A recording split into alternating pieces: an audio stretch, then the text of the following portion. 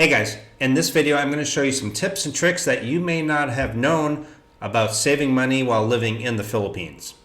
Stick around.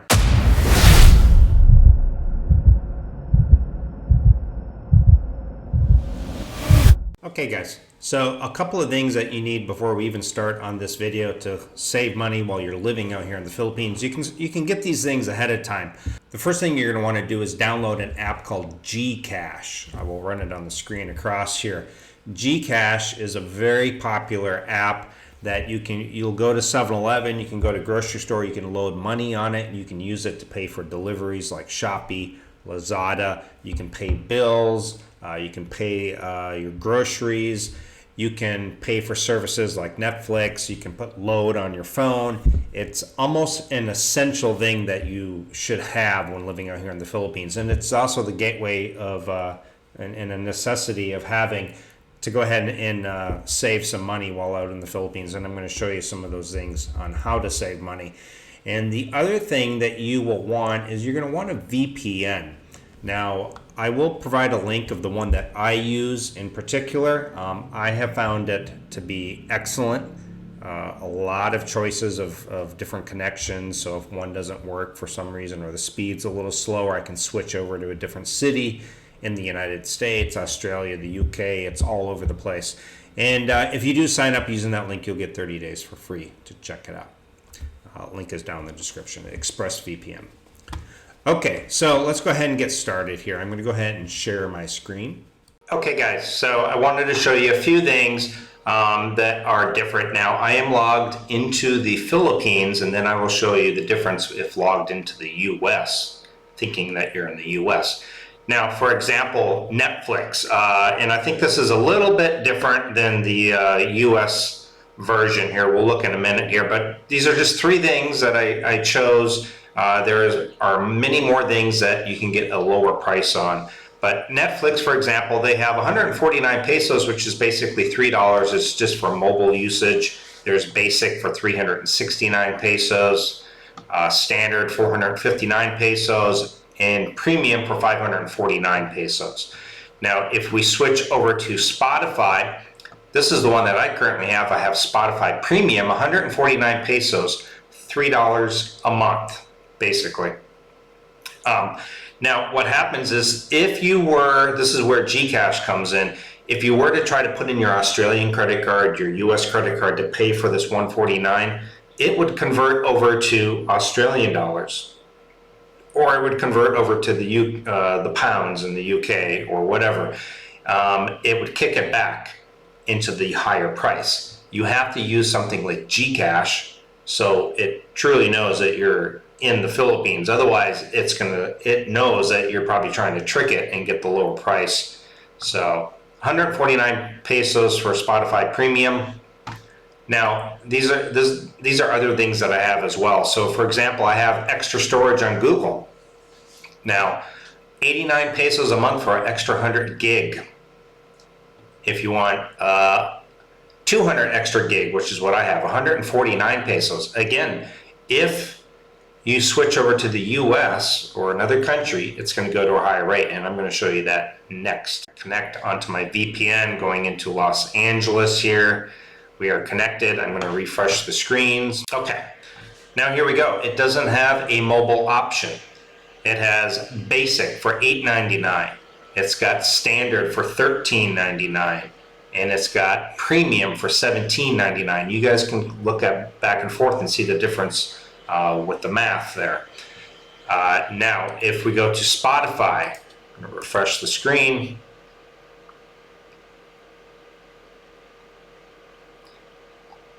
Oops, it still thinks I'm in the, it still thinks I'm in, let's see here. Here are the US prices. Now, if you look at individual, $10 a month, and it was $3 a month with the Philippines plan. Duo, $12.99, family, $15.99, student, $4.99. Drastically different from the prices of the Philippines. So those were just some examples. The Google storage is about 3-4 times more expensive than the Philippine storage that I'm currently paying. Again, I think I'm paying for like 200 gigabytes of storage for like $3, and I think for the US it's like over $10 or something like that. There are many different online services and different things that you can sign up for when you're in the Philippines, or even if you have a VPN in the US or Australia, wherever right now, and you can log into Philippines VPN. I don't know if there are any VPNs that log into the Philippines or not, but you can get lower prices if you do the Philippines.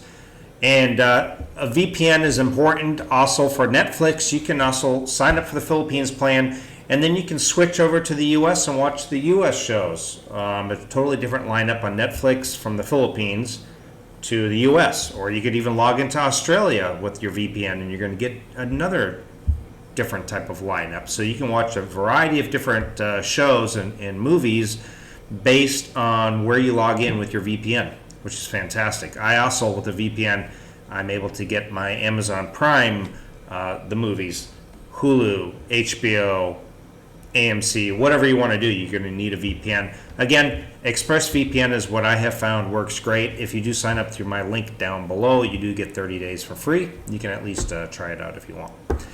Anyway, other things that you can do to save money. Now, two things I want to talk about. One is going to the local markets to purchase fruits, vegetables, fish. I do if you can get there early or get there when the fish comes in from the fishermen, then you know it's fresh. I feel a little leery purchasing seafood that I'm not sure when it came in, and sitting out in the warm weather. And yeah, I know they do keep it a little cool with some of the water and stuff, but I just don't totally trust it. Same with produce.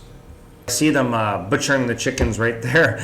The markets in the Philippines can be a bit disturbing for some people if you haven't seen that type of thing before. But if you walk through a market, it's kind of an interesting sights to see. But and I have a video on a market tour that I did up above. You can check that out. But you can save money. Not only that, you save money on your fruits, vegetables, seafood, meats. You also help out local vendors who need the money much more than your local grocery stores here. And so you're doing two things. You're saving some money, and you're also helping out the locals. The people working harder for their money.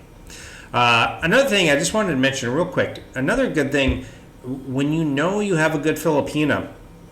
For example, you go to a market where they don't have prices clearly priced. Now, if you go to the market and the price says 60 pesos per kilo for mangoes, that's the price. You don't need to bargain with them, okay? In fact, don't. There's no point in it. The price is clearly marked.